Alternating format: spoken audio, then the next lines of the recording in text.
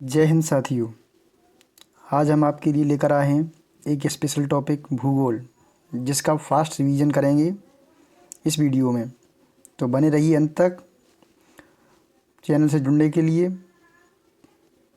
Channel को subscribe कर लीजिए, वीडियो को लाइक कर लीजिए और अपने दोस्तों के साथ शेयर भी कर दीजिए। तो बिना किसी देरी के शुरुआत करते हैं।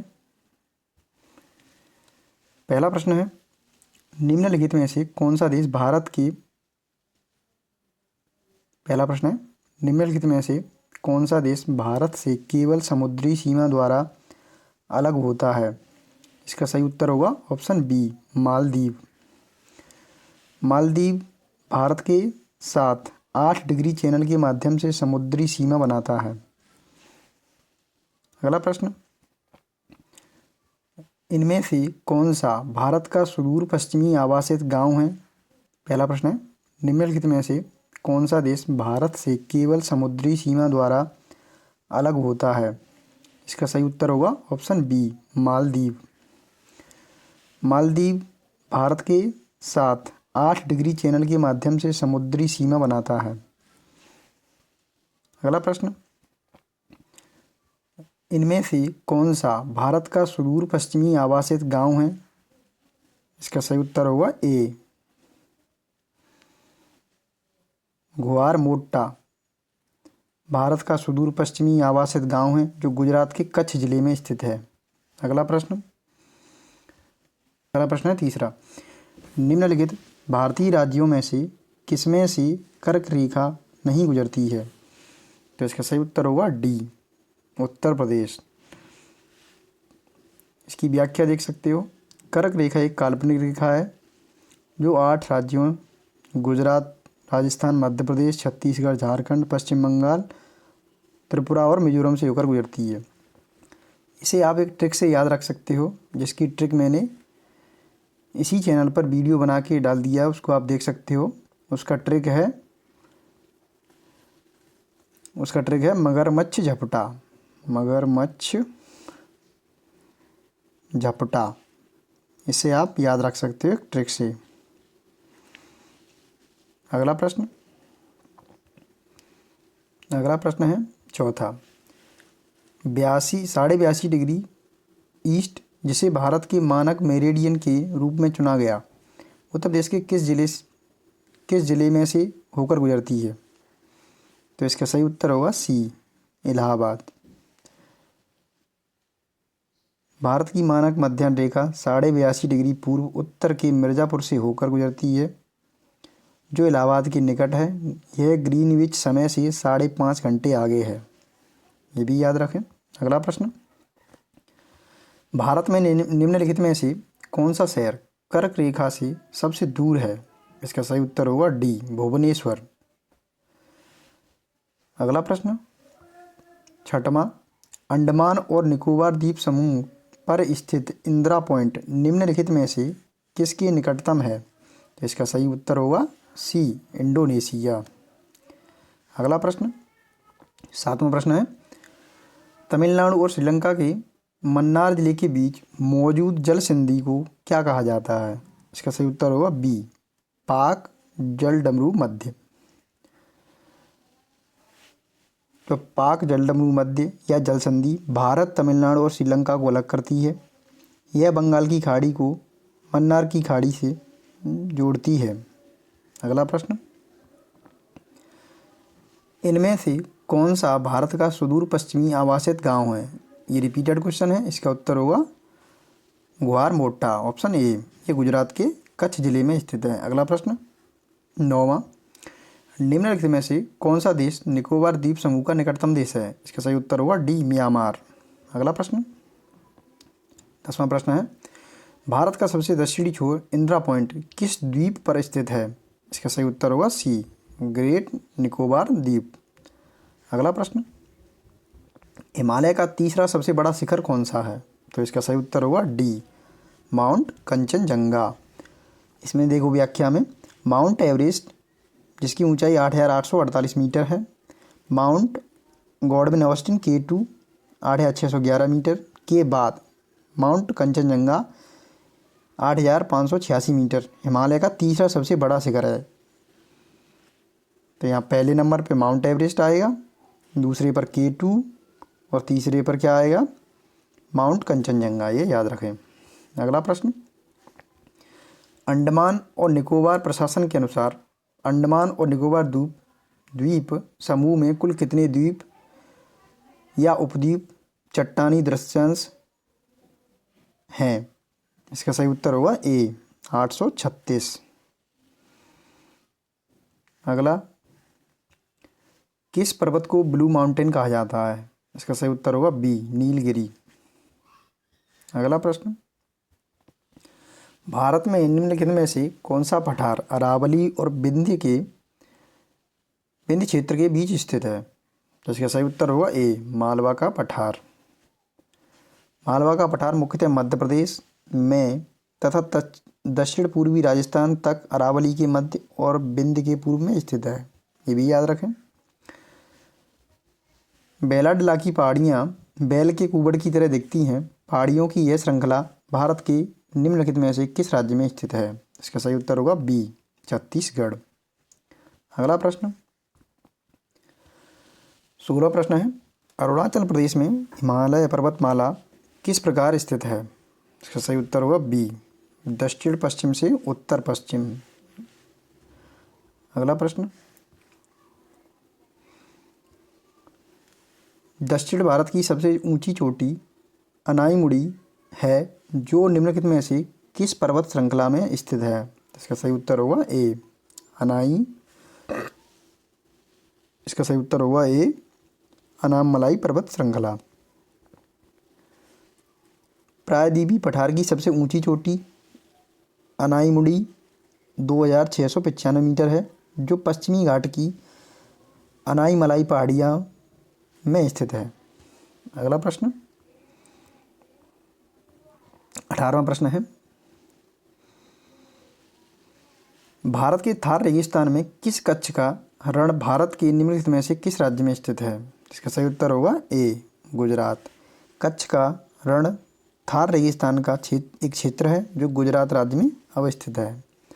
अगला प्रश्न है 19वां, भारत का लिपुलेख दर्रा किस देश के साथ सीमा साझा करता है? तो इसका सही उत्तर होगा ए चीन। अगला प्रश्न, काली मिट्टी को भी कहते हैं? इसका सही उत्तर होगा ए रेगुर, यानी काली मिट्टी को रेगुर मिट्टी भी कहा जाता है। अगला प्रश्न है, हिमालय पर्वतमाला का सबसे बाहरी भाग बनाने वाली शिवालिक पहाड़ियाँ किन भारतीय राज्यों में फैली हुई हैं? तो इसका सही उत्तर होगा सी जम्मू और कश्मीर से उत्तराखंड तक। अगला प्रश्न, भारत का सबसे बड़ा वन है? तो इसका सही उत्तर होगा ए सुंदरवन। अगला प्रश्न, मैंग्रोव व वितरण मुख्य रूप से अंडमान और निकोबार द्वीप समूह के निम्नलिखित भागों में से किसमें पाया जाता है? तो इसका सही उत्तर होगा डी उत्तरी अंडमान। अगला प्रश्न, प्रायद्वीपीय भारत की सबसे लंबी नदी का नाम क्या है? इसका सही उत्तर होगा ए गोदावरी। अगला प्रश्न, गोदावरी नदी का उद्गम स्थल राज्य में है? इसका सही उत्तर होगा सी महाराष्ट्र।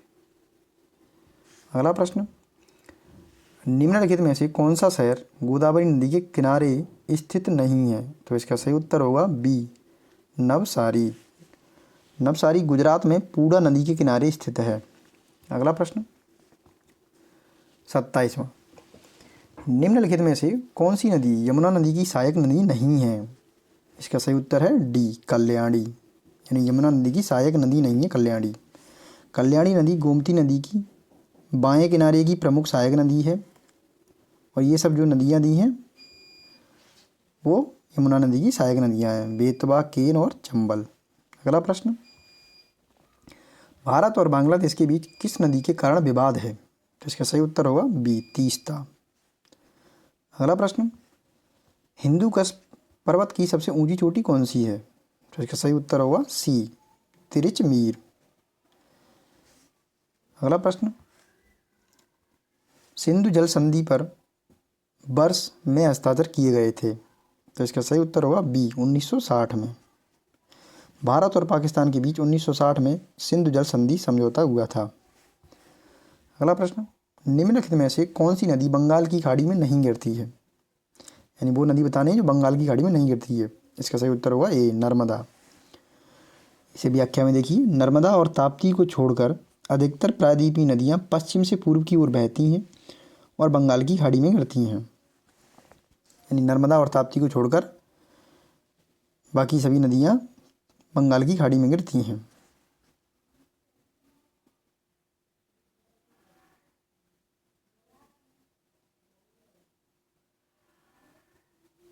अगला प्रश्न, अरावली और विंध्य पर्वतमाला के बीच कौन सा पठार स्थित है? इसका सही उत्तर होगा सी मालवा। अगला प्रश्न 33वां, नर्मदा निम्नलिखित में से किस में मिलती है? इसका सही उत्तर होगा बी अरब महासागर। अगला प्रश्न, भारत की निम्नलिखित नदियों में से किसका नाम संस्कृत शब्द लवणावरी से लिया गया है जिसका अर्थ नमकीन नदी है? इसका सही उत्तर होगा डी लूनी। लूनी नदी राजस्थान के अजमेर जिले के पुष्कर घाटी से निकलकर दक्षिण पश्चिम क्षेत्र में बहती हुई कच्छ के रण में विलीन हो जाती है। अगला प्रश्न 36वां, निम्न में से कौन सी नदी भारत में ब्रह्म घाट पर करनाली नदी से जुड़ती है और घाघरा नदी बन जाती है? जिसका सही उत्तर होगा सी शारदा। अगला प्रश्न, निम्नलिखित में से किसे भारत में रामसर अभिसमय के तहत पहला रामसर स्थल नामित किया गया था? तो इसका सही उत्तर होगा डी चिल्का झील। तो चिल्का झील उड़ीसा में है। अगला प्रश्न, निम्नलिखित में से कौन सी भारत के पूर्वी तट पर स्थित खारे पानी की सबसे बड़ी लैगून झील है? इसका सही उत्तर होगा सी चिल्का झील। अगला प्रश्न है 38, यायात्सो भारत के निम्नलिखित में से किस राज्य या केंद्र शासित प्रदेश में स्थित पहला जैव विविधता विरासत स्थल है? इसका सही उत्तर होगा डी लद्दाख। अगला प्रश्न, लोकटक झील भारत के किस राज्य में स्थित है? इसका सही उत्तर होगा डी मणिपुर। इसमें ये भी याद रखें, लोकटक झील मणिपुर में स्थित है। दुनिया का एकमात्र तैरता हुआ केईबुल लामजाओ राष्ट्रीय उद्यान इसी झील पर स्थित है। तो दुनिया का एकमात्र तैरता हुआ केईबुल लामजाओ राष्ट्रीय उद्यान इसी झील पर स्थित है, ये आप याद रखें। अगला प्रश्न, भारत की सबसे बड़ी मीठे पानी की झील कौन सी है? इसका सही उत्तर होगा डी बुलर झील। जम्मू कश्मीर में स्थित बुलर झील भारत की सबसे बड़ी मीठे पानी की झील है। अगला प्रश्न, रबी की फसलें सर्दियों में अक्टूबर से दिसंबर तक बोई जाती हैं और गर्मियों में अप्रैल से तक काटी जाती हैं। इसका सही उत्तर होगा बी, यानी अप्रैल मई तक काटी जाती हैं रबी की फसलें। अगला प्रश्न, निम्नलिखित में से कौन सी फसल खरीफ की फसल नहीं है?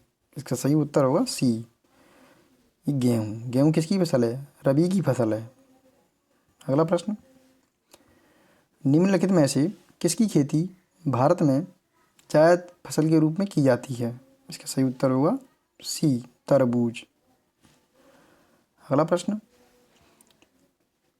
खरीफ की फसल की बुवाई किस महीने में की जाती है? तो इसका सही उत्तर होगा जून जुलाई। इसकी कटाई अक्टूबर नवंबर महीने में की जाती है। अगला प्रश्न, उत्तरी मैदान का कौन सा क्षेत्र पुराने जलोढ़ से बना है? इसका सही उत्तर होगा बी बांगर। अगला प्रश्न, निम्न में से कौन खरीफ की फसल नहीं है? खरीफ की फसल नहीं है तो इसका उत्तर होगा डी जौ। जौ किसकी फसल है? रबी की फसल है। जौ है वो रबी की फसल है, जौ, गेहूँ। अगला प्रश्न, निम्नलिखित में से कौन रबी की फसल नहीं है? इसका सही उत्तर होगा सी, सोयाबीन। सोयाबीन खरीफ की भी एक फसल है और जो अन्य दी गई फसलें हैं वो क्या हैं? रबी की फसलें हैं, गेहूँ, जौ, चना। अगला प्रश्न, सरसों और अलसी निम्नलिखित में से कौन सी फसल है? इसका सही उत्तर होगा ए, रबी की फसल। अगला प्रश्न, निम्नलिखित में से जायद की फसल नहीं है? इसका सही उत्तर होगा सी, मक्का। मक्का क्या है? खरीफ की फसल है। खीरा, ककड़ी, तरबूज ये क्या है? जायद की फसलें हैं। अगला प्रश्न, थार रेगिस्तान में पाए जाने वाले अर्धचंद्राकार रेत के टीलों को क्या कहा जाता है? इसका सही उत्तर होगा डी, वारचंस। अगला प्रश्न, निम्नलिखित में से कौन सी फसल रबी तथा खरीफ दोनों ऋतुओं में उगाई जाती है? इसका सही उत्तर होगा बी, अरंडी। अंडी होता है, इसको बोलते हैं अंडी। अंडी का तेल आपने सुना होगा, अंडी, जो गांव देहात में आसानी से मिल जाती है। ये दोनों ही प्रकार की फसल है, खरीफ और रबी, ये याद रखें आप। इसका वैज्ञानिक नाम है, इसको वैज्ञानिक भाषा में कहते हैं रेकिनस कम्युनिस। अगला प्रश्न, 52 प्रश्न है, निम्नलिखित में से कौन सा विकल्प भारत में रबी की फसल का उदाहरण नहीं है? तो इसका उत्तर होगा सी, कोहड़ा। कोहड़ा होता है कद्दू। कद्दू एक सब्जी की फसल है जो आमतौर पर गर्म महीनों में उगाई जाती है तथा क्षेत्र के आधार पर आमतौर पर जायद या खरीफ मौसम के साथ जुड़ी होती है। अगला प्रश्न, फसलों के चक्रीकरण का अर्थ है? इसका सही उत्तर होगा सी, मिट्टी की उर्वरता बनाए रखने के लिए एक ही भूमि पर क्रमिक रूप से विभिन्न फसलें उगाना। अगला प्रश्न, ऐसे बागान जहां बिक्री के लिए एक नकद फसल उगाई जाती है उसे के रूप में जाना जाता है? इसका सही उत्तर होगा डी, रोपड़ खेती। रोपड़ खेती वाणिज्यिक खेती का एक प्रकार है जहां चाय, कहवा, काजू, रबड़, केला अथवा कपास की एकल फसल उगाई जाती हैं। अगला प्रश्न है 55, अंगूर की खेती को आमतौर पर क्या कहा जाता है? इसका सही उत्तर होगा डी, विटीकल्चर। अगला प्रश्न, नीलगिरी खपली भारतीय कृषि अनुसंधान संस्थान द्वारा जारी निम्नलिखित फसलों में से किसकी एक उच्च उपज वाली किस्म है? इसका सही उत्तर होगा डी, गेहूँ। अगला प्रश्न, इनमें से कौन सी गेहूँ की उच्च पैदावार देने वाली बीज किस्म है जिसका भारत की हरित क्रांति में योगदान था? इसका सही उत्तर होगा बी, लैरमा रोजो। अगला प्रश्न, निम्नलिखित फसलों में से कौन सी फसल रोपड़ फसल की श्रेणी में नहीं आती है? तो इसका सही उत्तर होगा सी, इलायची। इलायची एक मसाला फसल है, इसे रोपड़ फसल के रूप में वर्गीकृत नहीं किया जा सकता। अगला प्रश्न, निम्नलिखित में से कौन सी फसल खाद्य फसल नहीं है? इसका सही उत्तर होगा डी, इलायची, ये एक मसाला फसल है। अगला प्रश्न, निम्नलिखित में से कौन सी फसल नकदी फसल की श्रेणी में नहीं आती है? इसका सही उत्तर होगा बी, दालें। दालें मुख्य रूप से खाद्य फसलें हैं जिन्हें घरेलू खपत पोषण के लिए उपयोग किया जाता है। कपास, जूट, गन्ना नकदी फसलों के उत्कृष्ट उदाहरण हैं। अगला प्रश्न 61वां है, हॉर्टिकल्चर किस भाषा का शब्द है? इसका सही उत्तर होगा सी, लैटिन। अगला प्रश्न, फल एवं सब्जी उत्पादन की दृष्टि से भारत का विश्व में कौन सा स्थान है? तो इसका सही उत्तर होगा बी, दूसरा। फलों और सब्जियों के उत्पादन में भारत का विश्व में चीन के बाद दूसरे स्थान पर है, यानी चीन के बाद भारत का दूसरा स्थान है फल और सब्जी उत्पादन में। अगला प्रश्न, आम, केला, काजू के उत्पादन में कौन सा देश शीर्ष उत्पादक है? इसका सही उत्तर होगा सी, भारत। भारत आम, केले, पपीता और काजू और नींबू का सबसे बड़ा उत्पादक है? अगला प्रश्न, मसालों का सबसे बड़ा उत्पादक और निर्यातक देश है? इसका सही उत्तर होगा ए भारत। भारत दुनिया में मसालों का सबसे बड़ा उत्पादक और निर्यातक देश है। अंतर्राष्ट्रीय मानकीकरण संगठन द्वारा सूचीबद्ध 109 मसालों में से 75 से अधिक मसाले भारत में उगाए जाते हैं। यानी उत्पादक और निर्यातक भी दोनों होगा। दोनों में क्या है, सबसे बड़ा देश है भारत।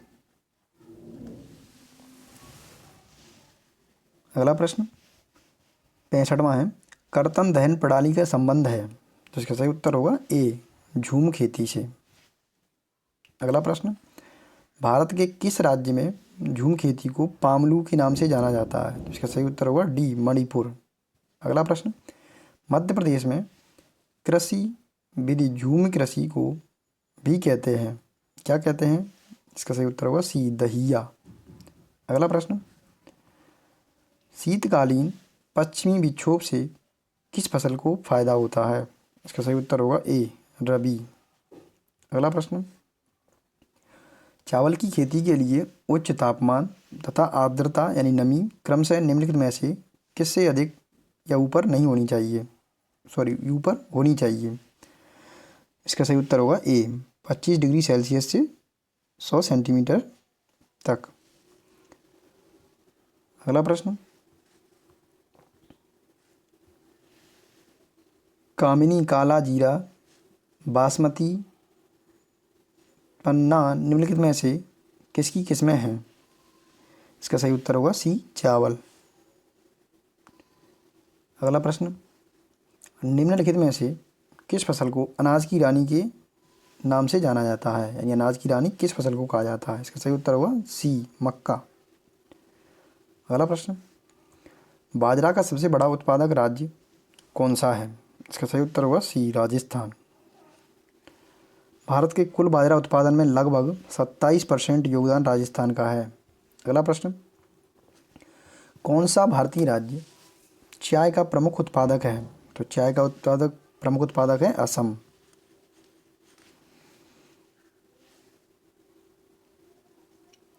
अगला प्रश्न है, दुनिया में हरित क्रांति का जनक किसे माना जाता है? यानी विश्व में हरित क्रांति का जनक किसे माना जाता है? इसका सही उत्तर होगा ए नॉर्मन बोरलॉग। हरित क्रांति को 1960 के दशक में नॉर्मन बोरलॉग द्वारा शुरू किया गया था। इन्हें विश्व में हरित क्रांति के जनक के रूप में जाना जाता है।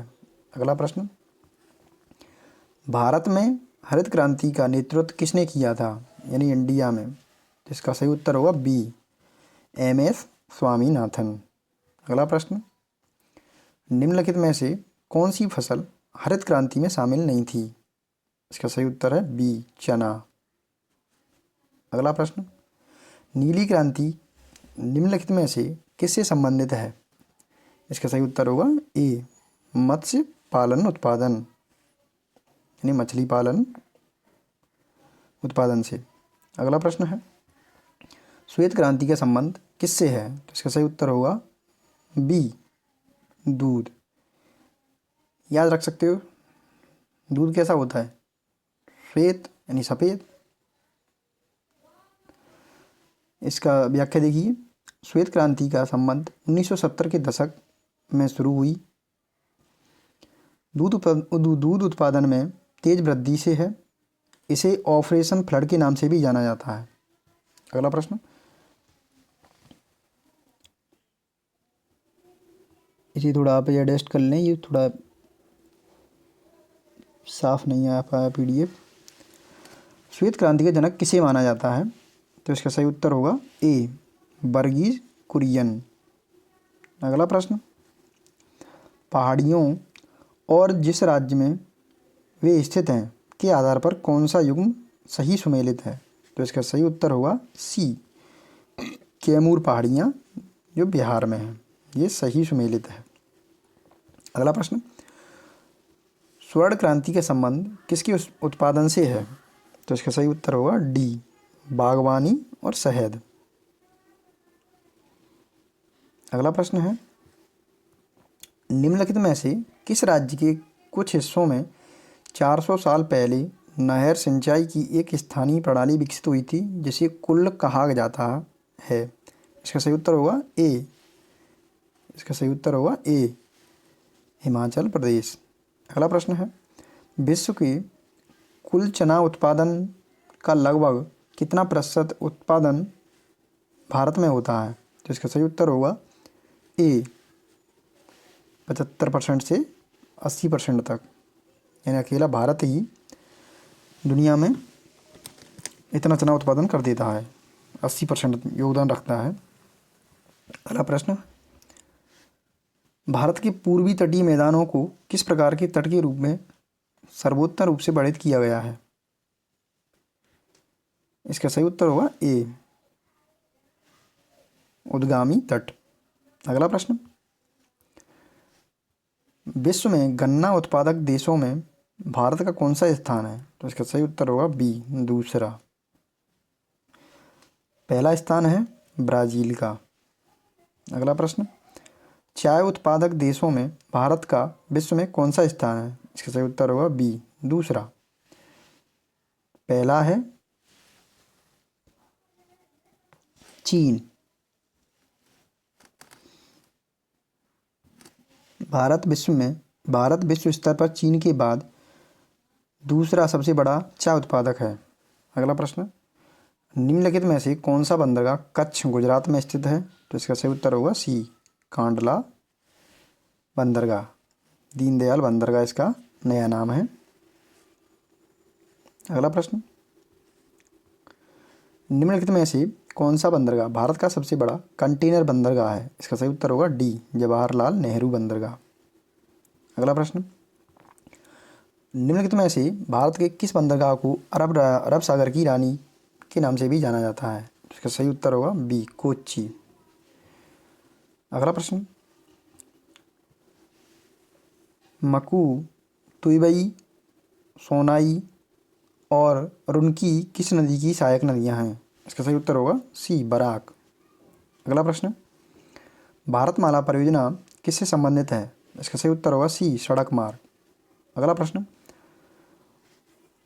सूक्ष्म सिंचाई कब शुरू की गई थी? इसका सही उत्तर होगा सी, जनवरी 2006। अगला प्रश्न, निम्नलिखित में से भारत की किस नदी की उत्पत्ति पश्चिमी घाट से नहीं होती है? इसका सही उत्तर होगा बी, ताप्ती। अगला प्रश्न, भारत के किस शहर में दुनिया के 90% छोटे हीरे संसाधित होते हैं? इसका सही उत्तर होगा सी, सूरत। अगला प्रश्न, भारत में निम्नलिखित में से किस रेडियोधर्मी धातु का विश्व का सबसे बड़ा भंडार मौजूद है? इसका सही उत्तर होगा डी, थोरियम। विश्व में थोरियम का सबसे बड़ा भंडार भारत में है। थोरियम के मुख्य उत्पादक राज्य हैं केरल, आंध्र प्रदेश और तमिलनाडु। अगला प्रश्न है, किस खनिज को वरीड सनशाइन, दबी हुई धूप के नाम से जाना जाता है? इसका सही उत्तर होगा डी, कोयला। अगला प्रश्न, कोरोमंडल तट भारत के किस भाग में स्थित है? इसका सही उत्तर होगा डी, दक्षिणी पूर्वी तट। अगला प्रश्न, बिजली उत्पादन के लिए मुख्य रूप से किस जीवाश्म ईंधन का उपयोग किया जाता है? सही उत्तर होगा ए, कोयला। अगला प्रश्न, भारत का सबसे बड़ा बॉक्साइट उत्पादक राज्य है? इसका सही उत्तर होगा ए, ओडिशा। देश के कुल बॉक्साइट उत्पादन का लगभग 50% उत्पादन उड़ीसा करता है। अगला प्रश्न, निम्नलिखित में से किस प्रकार का कोयला उच्चतम गुणवत्ता का होता है? इसका सही उत्तर होगा डी, एंथ्रेसाइट। एंथ्रेसाइट कोयले में कार्बन की मात्रा 80 से 95% के आसपास होती है, इसलिए यह उच्चतम गुणवत्ता का होता है। अगला प्रश्न, बॉक्साइट भंडार में शीर्ष राज्य है? इसका सही उत्तर होगा ए, ओडिशा। अगला प्रश्न, गंगा सागर बांध किस राज्य में स्थित है? तो इसका सही उत्तर होगा डी, मध्य प्रदेश। अगला प्रश्न है, लौह अयस्क भंडारण में कर्नाटक का कौन सा स्थान है? इसका सही उत्तर होगा सी, तीसरा। अगला प्रश्न, चित्रकूट जलप्रपात भारत के किस राज्य में स्थित है? इसका सही उत्तर होगा सी, छत्तीसगढ़। अगला प्रश्न, पहली बार राष्ट्रीय कृषि नीति कब घोषित की गई थी? इसका सही उत्तर होगा बी, जुलाई 2000। अगला प्रश्न, निम्नलिखित में से कौन सा शहर भारत के वर्षा छाया प्रदेश में स्थित है? इसका सही उत्तर होगा डी, पुणे। बने रहिए अंत तक, कुछ प्रश्न और हैं, अंत तक देखते रहें वीडियो को, आपको बहुत मदद मिलेगी एग्जाम में। अगला प्रश्न, निम्नलिखित में से कौन सा अंडमान समूह में स्थित नहीं है? इसका सही उत्तर होगा सी, मिनिकॉय। अगला प्रश्न, 2011 की जनगणना के अनुसार भारत में कुल वन आवरण है? इसका सही उत्तर होगा सी, 21.05%। अगला प्रश्न है, किस भारतीय राज्य में सर्वाधिक क्षेत्र में वन स्थित हैं? इसका सही उत्तर होगा डी, मध्य प्रदेश में। अगला प्रश्न, राजस्थान में स्थित निम्नलिखित में से कौन सी झील एक कृत्रिम झील है? तो इसका सही उत्तर होगा बी, आना सागर। अगला प्रश्न, भारत का कौन सा राज्य दक्षिण पश्चिम और पूर्वोत्तर मानसून दोनों से वर्षा प्राप्त करता है?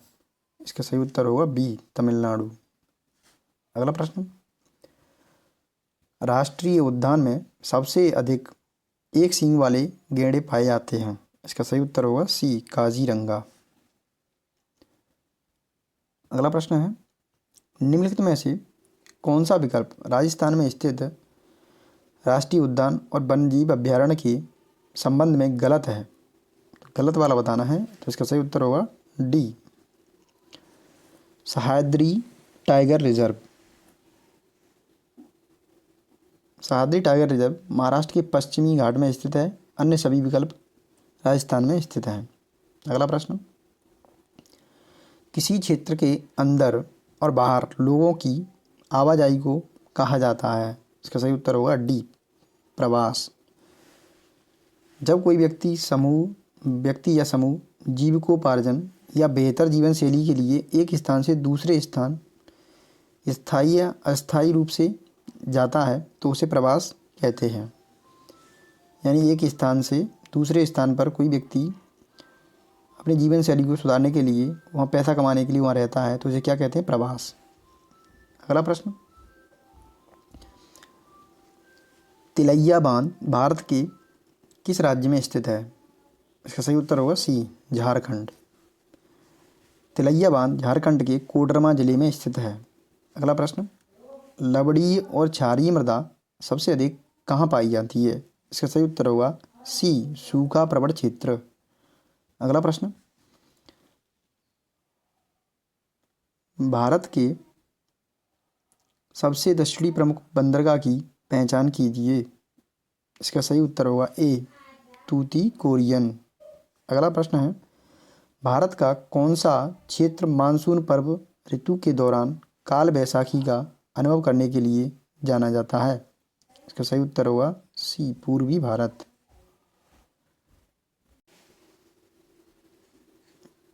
अगला प्रश्न, नेक्स्ट प्रश्न, संयुक्त राष्ट्र समुद्री कानून सम्मेलन के अनुसार भारत का विशेष आर्थिक क्षेत्र फैला हुआ है? इसका सही उत्तर होगा सी, 200 समुद्री मील।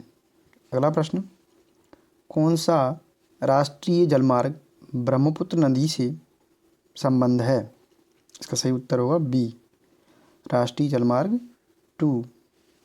अगला प्रश्न, निम्नलिखित में से कौन सी नदी दक्कन नदी की प्रणाली का हिस्सा नहीं है? इसका सही उत्तर होगा बी, सतलज। अगला प्रश्न है 122, निम्नलिखित में से कौन सी मृदा की किस्म मैंग्रोव और डेल्टाई वनस्पति के विकास के लिए अनुकूल है? इसका सही उत्तर होगा डी, महीन कणों वाली मृदा और जलोढ़ मृदा। अगला प्रश्न, निम्नलिखित में से कौन सा भारत में एक प्रमुख जूट उत्पादक राज्य नहीं है?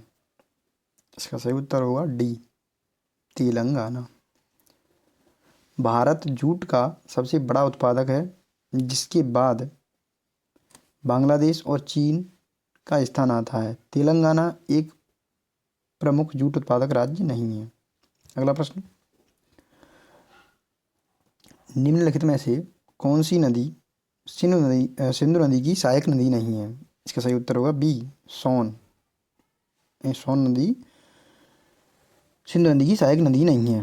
सोन नदी गंगा नदी की प्रमुख दक्षिणी सहायक नदी है, जो मध्य प्रदेश राज्य से निकलती है। अगला प्रश्न है, निम्नलिखित में से किस राज्य में कॉफी एक प्रमुख बागान फसल है? इसका सही उत्तर होगा बी, कर्नाटक। अगला प्रश्न, निम्नलिखित में से कौन से पेड़ भारत के पर्णपाती वनों में पाए जाते हैं? इसका सही उत्तर होगा ए, सागौन। अगला प्रश्न, 2022 तक की स्थिति के अनुसार ज्वार का अग्रणी उत्पादक राज्य कौन सा था? इसका सही उत्तर होगा ए, महाराष्ट्र। अगला प्रश्न है, हरित क्रांति मुख्य रूप से किन फसलों के लिए थी? इसका सही उत्तर होगा बी, गेहूं और चावल। अगला प्रश्न है, भारत वन स्थिति रिपोर्ट 2023 के अनुसार भारत में कुल वनावरण और वृक्ष आवरण देश के कुल भौगोलिक क्षेत्र का कितना प्रतिशत है? इसका सही उत्तर होगा डी, 25.17%। भारत में